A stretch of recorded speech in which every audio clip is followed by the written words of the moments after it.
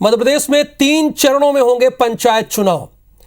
मध्य प्रदेश राज्य निर्वाचन आयोग ने जारी की सूचना। जिला पंचायत सदस्य के चुनाव के लिए मध्य प्रदेश राज्य निर्वाचन आयोग ने जारी की है सूचना। बड़ी खबर इस बीच, मध्य प्रदेश में 3 चरणों में चुनाव होंगे, यानी 3 चरणों में चुनाव होंगे पंचायत चुनाव। मध्य प्रदेश राज्य निर्वाचन आयोग ने यह सूचना जारी की है, यानी 3 फेज में इलेक्शन होंगे। मध्य प्रदेश में 3 चरणों में इलेक्शन होंगे। निकाय और पंचायत चुनाव का जो इलेक्शन है वो 3 फेज में किया जाएगा। निर्वाचन आयोग ने कलेक्टरों से मांगी है जानकारी। 20 मई तक राज्य निर्वाचन आयोग ने जानकारी देने तक को कहा है, यानी बहुत कम वक्त दिया है। 20 मई तक का वक्त दिया है, 2 दिन का वक्त दिया है।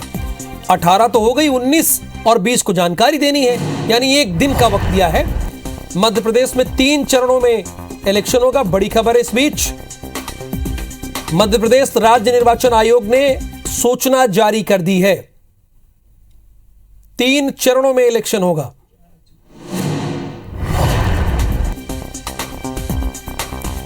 सुधीर दंडोतिया इस वक्त हमारे साथ लाइव जुड़े हुए हैं। सुधीर, ये तो क्लियर हो गई है स्थिति कि 3 चरणों में निकाय और पंचायत चुनाव होने हैं। हमारे दर्शकों को और विस्तार से जानकारी दीजिए इस खबर से जुड़ी हुई।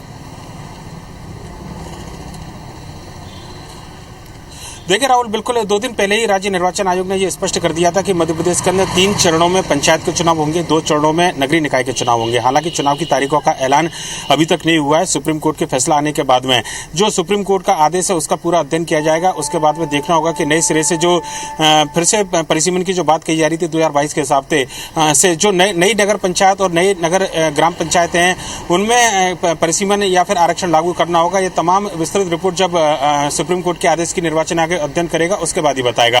पर लेकिन आज सभी कलेक्टरों को ये आदेश जारी कर दिए गए हैं कि चुनाव के लिए पूरी तरीके से तैयारी करें और मध्य प्रदेश के अंदर 3 चरणों में चुनाव होंगे और कहां किस चरण में चुनाव होंगे, इसकी जानकारी आज राज्य निर्वाचन आयोग ने सभी कलेक्टरों से साझा की है। जिसमें अगर भोपाल संभाग की हम बात करें तो सबसे पहले भोपाल संभाग के अंदर जो प्रथम चरण में चुनाव होने वाले हैं उनमें भोपाल, ब्यावरा, राजगढ़, सांची, सिलवानी, सीहोर, वासोदा, विदिशा।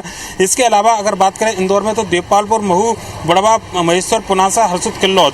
इसके अलावा दूसरे चरण में राजगढ़ जिले के ही खिलचीपुर, जीरापुर, नसुल्लागंज जो कि सीहोर में आती है, यहाँ पर चुनाव कराए जाने हैं। साथ ही साथ तीसरे चरण की अगर बात करें तो नरसिंहगढ़ जिले के सारंगपुर, उदयपुरा, रायसेन का और बेगमगंज, गैरतगंज, ये भोपाल संभाग और उसके आसपास के पंचायतें हैं जहाँ पर चुनाव जो है राज्य निर्वाचन आयोग ने अलग अलग चरणों में कराने के निर्देश जारी किए हैं। इसके अलावा एक और जानकारी राज्य निर्वाचन आयोग ने सभी कलेक्टरों से मांगी है।